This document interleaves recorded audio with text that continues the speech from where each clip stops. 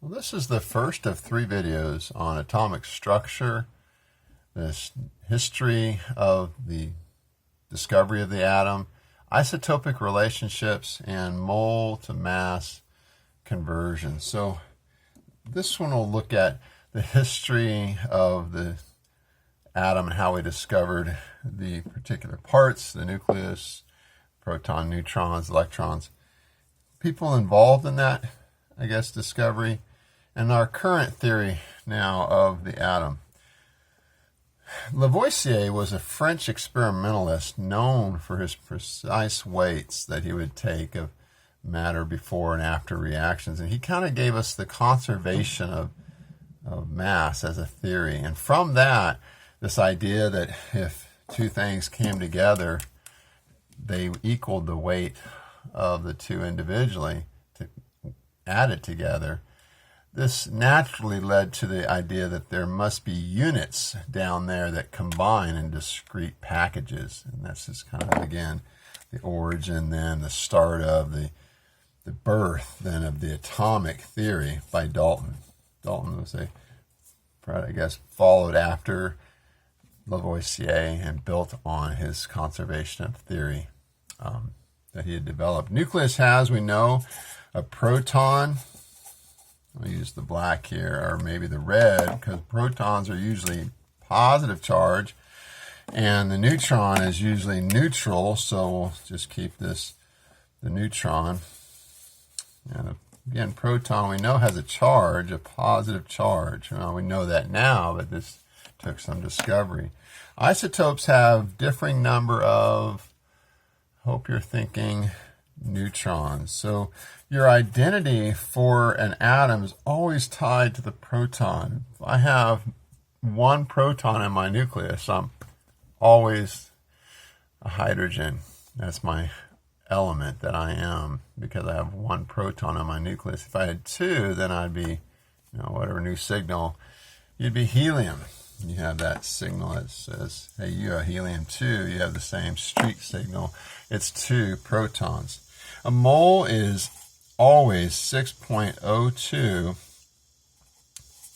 times 10 to the 23rd of anything. Whether it be a mole of atoms, a mole of carbon dioxide molecules, or a mole of cars. It's like a chemist doesn't. We can move from weight of an atom or a compound. We can take off from the weight given for elemental form of aluminum, let's say. Aluminum metal is just of a single element, a single type of atom.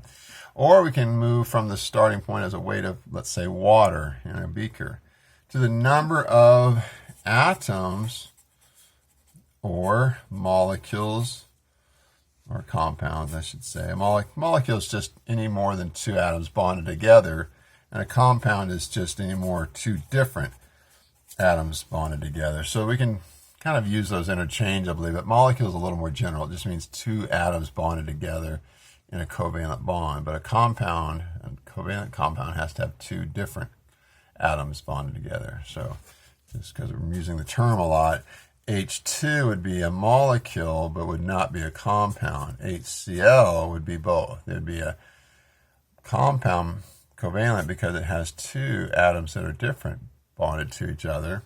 That's the compound. But it's also a molecule because it's just any 2 or more atoms bonded together.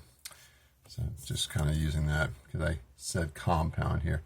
We can move from weight of compounds to the number of certain atoms even within the compound. So we can find from a compound the weight of it, the number of compounds that are in that particular weight, the number of H2Os. But if we know there's 2 hydrogens in H2O, we can double that number and know the number of hydrogens in that compound. We talked a bit about that in class already. All right, so we have, as far as the overview of atomic theory, I'm going to just keep it at that, a very short overview of the history.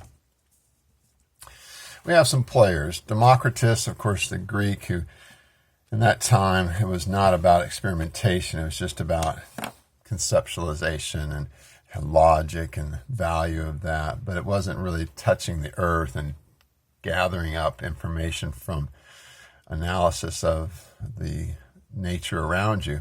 He just had the idea that there might be some indestructible particles that nature is made out of. And this was not actually a prevailing idea going past Democritus, but it was kind of picked up later on by Lavoisier.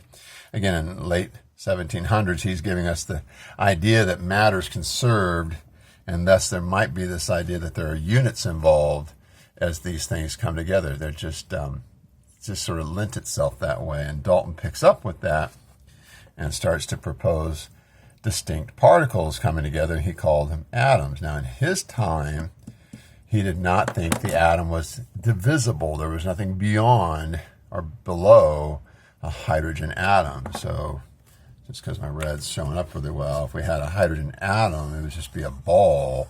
There's no electrons, protons, or neutrons. It's just a hydrogen atom. It's just sort of, you're done. There's no more parts and pieces below it. So he gives us that in the late 1700s. He's working in the 1800s. On the turn of the century, we have the development of our atomic theory by John Dalton. And it's been holding for 200 years plus very well. We know now that it's infused into the definition of chemistry. It's the study of matter composed of atoms. You'll sometimes see in a definition, which is really a seismic shift from maybe the 1800s. You're committing to this theory as part of the very definition of chemistry. Thomson, Millikan, Rutherford following up in 1897, so the next turn of the century, sort of the 1900s, you're really getting an idea of what the atom is made of, and this is breaking Dalton's fundamental idea that you can't go any further down. You still have retaining of the idea of an atom, but there's parts and pieces in it. There's positive charges. Those would be found actually after the electron. The electron was first, and then just after that the proton, and then we find the neutron back, I think in 1934, a little bit later on. But Millikan discovers the charge and size of an electron. Very cool work that he did to build off of Thomson, who had discovered the charge to mass ratio. So just so you know, and we're not going to get into this too much, sort of the weight to charge, if I can put this in grams, just a basic idea, and electrons are, Dr. Watterson, negative. He knew there was a certain ratio of weight to charge. This is supposed to be like grams over negative charge, but he didn't have either one of those. But if once you get one, if you know the ratio, it's always 2 to 1, let's say, and you find this to be 20, then you know grams was 40. And I know it's very simplistic, but that's the basic idea from Thomson to Millikan. Is Thomson discovered the ratio of weight to charge or charge to weight for the electron, but he didn't know either the weight nor the charge. Millikan finds the charge, and from that we're actually able to get the mass of an electron, which is very, very small, of course. Rutherford discovers the proton, that it's actually very, very, very dense. We're going to see later on that this is a very important discovery. He uses a gold foil experiment. All right. We have about 8 slides more, so I'll try to go a little bit faster as we go just through the history and to the structure of atoms.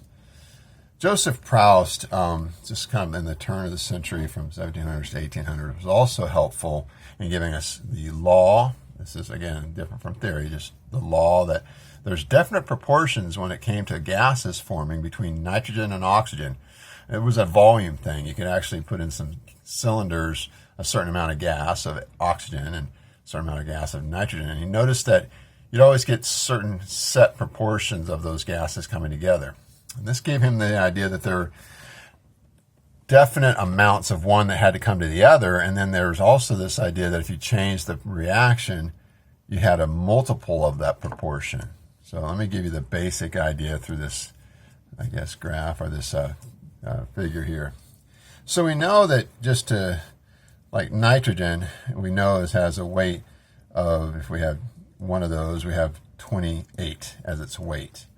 This is in weight in terms of ratio. And oxygen has an atomic mass roughly of 16. So if you divide the mass of the N by the O for our nitrogen, which is, I'm sorry, 2 times the 14. Nitrogen is a 14 in terms of its mass. Times the 2 gives us 28. So we have 2 of the nitrogen, mass of 28, to 16. We have a 1.75 to 1 ratio. That's a set proportion for a dinitrogen oxide. Dinitrogen oxide has a definite proportion of weights, or in other cases you could look at volume, it doesn't matter.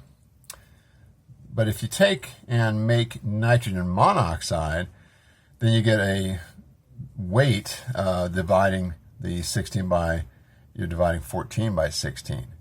So when you do that in terms of your calculation, get my calculator out, we solve for that.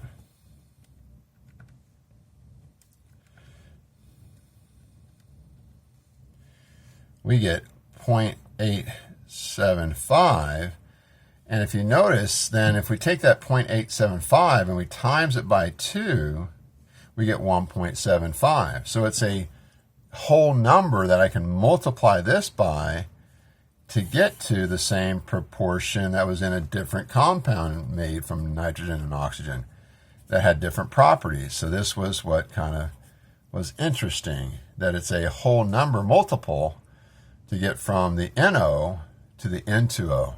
Definitely it was then setting us up for the atomic theory, because we're getting a chunk, a certain click, you might say, amount that's incremental. So that's from Joseph Proust, discovering the law. Again, this is coming from nature. We're analyzing nature and looking at either proportions of gases or proportions of weights. We had definite proportions and the law of multiple proportions. If you have a nitrogen oxide of one state and it's different from a gas of another state, it often had this multiple where you can either divide by 2 or multiply by 2 to get to the other ratio. Pretty cool. All right, so in the end, in 1808, John Dalton gives us his, parts and pieces of his atomic theory, that all matter is made up of tiny particles called atoms. Check, we still follow that theory. All atoms of a given element are identical to one another.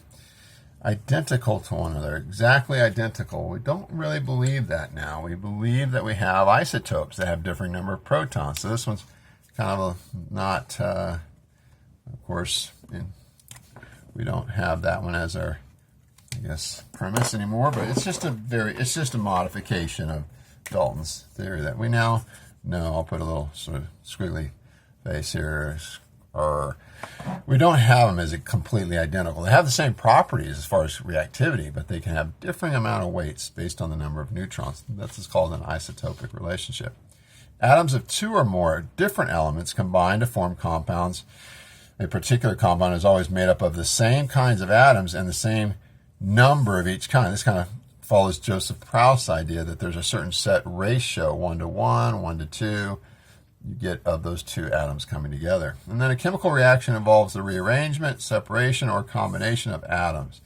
Atoms is the currency of reactions, and they're never created nor destroyed. And you kind of hear Lavoisier's conservation of matter in this last proposal or premise. So again, only 2 really has kind of been modified a little bit. All right, let's jump to the 1900s, or right before, where things are starting to change, where our atom's not just a whole unit, indivisible. There's things inside of it they're starting to see that are smaller than the atom. And this was by work from Thomson.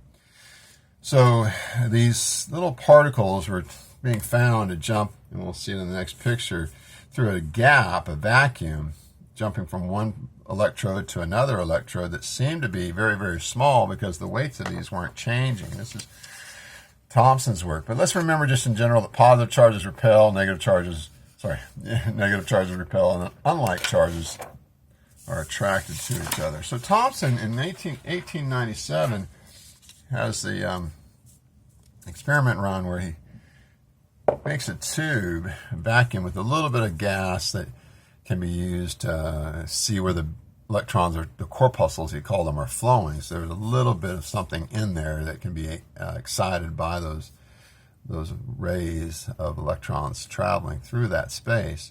And he'd have a very, very strong voltage. The cathode ray tube is what this is called. You'd have a very strong potential from this side to this side. So the electrons want to jump from this metal to this metal, but of course you have to have a very high voltage for that to start to happen. Well, you can apply that. They had some ways in which they could make such a voltage. It turns out that he could bend the beam coming across by having another either magnetic field normal to this or 90 degrees oriented, or he could have another positive and negative anode and cathode applied, so it would bend the beam. So that got him thinking, hey, there must be some sort of charge to this, I guess, flow. There must be some sort of charge because it's bending with an application of charge. I'm supposed to say charge. If I apply a charge, it bends the charge. So Thomson comes up with this idea of corpuscles that are smaller than the atom. They're transferred from one plate to the other because you'd weigh these plates and you'd weigh it after and there'd be no change. So he's really kind of confounded by that. And he kind of worked out the ratio of weight to charge through some consideration of this bending and how much bending you get. You can determine that ratio. And he proposes from this cathode ray tube experiment, hey, maybe this atom isn't just a whole unit, it's just all the same. Maybe there's like a positive sort of putty all the way through, and there's these little pieces, or raisins we'll call them in the muffin here, the raisin muffin, that are negatively charged. It's the plum pudding model, if you want to think of it as little plum pieces, I guess, in the dough of positive charge. That's called the Thomson model of the atom. It's funny, Rutherford was a student of Thomson, like a graduate student. Thomson tells him, hey, run this experiment. Let's see if we can prove that you have a softer, kind of doughy positive charge in the atom. Okay, I'll go do it, Dr. Thomson. And he was well regarded, of course, for his plum pudding model. And Rutherford in 1911 runs an experiment where they take what was known to be an alpha, I guess, particle that had some mass to it. And he wanted to see if that would go through the gold foil with very little bend to it. It's a particle that if it's going through there and there's just a lot of sort of soft spatial distribution of mass, it'd be like going through a bed sheet, sending bullets through. It shouldn't bend too much. Well, it turned out that the exact opposite happened. You'd have some very sort of strong angles at some, not a lot. Some of the alpha particles would be deflected greatly, and some would even come back towards the front end of that thin gold foil. It's a very, very thin gold foil. And he thought that most everything would go through, but you got these weird ones that would actually fly back. And you need to get the sense of this. That would be almost like taking a shotgun to a bed sheet hanging on the clothesline, and some of the BBs from the shotgun come back at you and hit you. It was just that kind of surprising. Well, it turned out Rutherford then sort of was like, well, maybe this model, the plum pudding model, is all off. Maybe, what if there's some really, really, really dense positive charge mass expressed at the center of the nucleus, so that when I send my alpha particle in, if it just happens to hit it right, because all the mass is concentrated in this center, it has enough, you might say, resistance to that alpha particle to kick it right back towards the, I guess, the firing mechanism for the alpha particle. It comes back towards that direction, whatever fired it out. And those that don't hit the nucleus just go straight on through. They're not angled at all. So this was the new understanding of the atom, is that no, we can still have these little raisins of negative charge, that's fine, but the positive charge must be very, very, very dense. Now it's interesting, Rutherford maybe learned from Thomson, I'm not making a model. He never really gave much definition to what these electrons are doing, how they're sort of oriented around the nucleus. He just knew this. Look, I'm not here to give you a new theory for the atom. I'm just here to say all the mass of the positive charge is very localized in now what we call a proton, the very, very center of the nucleus. And to get a perspective of the size, if you were to take a football field and put a marble on the 50-yard line, you'd go to the end zone to find the electron. There's a lot of space now that's considered empty within the nucleus. I think you guys know that. You learned that in high school. A lot of empty space we now know within the atom. So now our picture, our model, I guess 1935, we have a quantum mechanical view now of atoms, but let's just stick with the idea that electrons are on the outside. The nucleus is very, very small. Electrons are even smaller. If this was a basketball size, b-ball size, it'd be about 2 miles out, maybe like from Pratt Community College out to Evergreen Inn on the west side of town. You'd find a gnat on the wall of the Evergreen Inn. That'd be the size or mass of the electron, and a whole lot of empty space in between. We now know the nucleus has not only just a very, very, very dense proton, but almost as equally in mass a neutron, but it just has no charge. They're very, very similar in their mass. These were a little bit harder to discover because they don't have charge. So Chadwick in 1932 discovers there's more to the nucleus than just a proton. So that's our current model of an atom, is that we have a lot of empty space and very, very small particles, electrons, orbiting around that nucleus. I'm going to stop there and just give you some values for weights. So the mass, again, of the proton and neutron, using a term we haven't seen much and we won't see much after this, it's called the atomic mass unit. It's really talking more about the single atom. And if we talk about grams, we're talking about a mole amount. So whatever we have in AMU, we can usually just attribute to the mole amount. And say, if I have a 1.007 AMU for the proton, if I take that to a mole, I have 1.007 grams. We're going to spend more time using these sort of terms instead of AMU. But it's very, very similar in weight. One atom or a mole of protons equal to a mole of neutrons in weight. Are very, very close. Electrons are much, much less in mass. So you can see 1,000, 10,000 times less in mass. 0.00055 AMU, or 0.00055 grams if we had 1 mole of electrons. All right, I'm going to stop there. We'll pick it up with the story of isotopes on the next discussion, and then we'll have a discussion of grams going to moles, going to numbers of atoms using our conversion train or dimensional analysis. Thanks. Bye-bye.